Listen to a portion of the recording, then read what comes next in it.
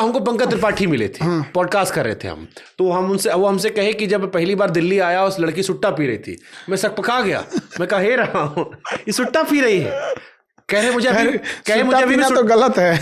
फिर कहे तो मैंने कहा अब मेरे गांव वालों से मेरा नहीं पटता। मैंने क्यों? बोले हमारा माइंडसेट अलग हो गया है, मुझे सुट्टा पीने से भी दिक्कत है, लेकिन लड़कियों के इसलिए दिक्कत नहीं कि वो लड़की है, इसलिए दिक्कत है सेहत के लिए खराब है, लेकिन लड़की पी रही है अब उस बात से दिक्कत नहीं है। पहली बार जब मैं निकला था मैंने कहा हे राम, ये कैसे पी सकती है रे, ये तो कच्चा पेन घूम रही है, और बड़े मासूमियत से उन्होंने समझाया मुझे।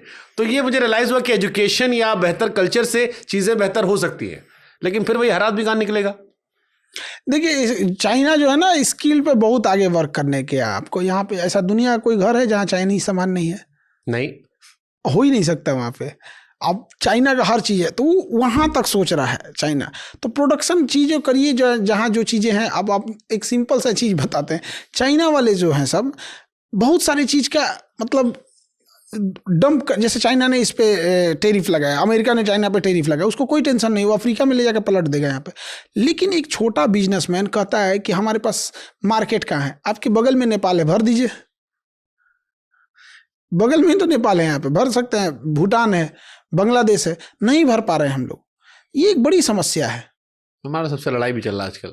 तो खैर ये तो एक इंटरनेशनल इशू हो जाता है, लेकिन एक बिजनेस व्यापार के लिए तो जरूरी है। अच्छा, बॉयकॉट पाकिस्तान हो जाता है, लेकिन पाकिस्तान को चाइना हथियार देता है।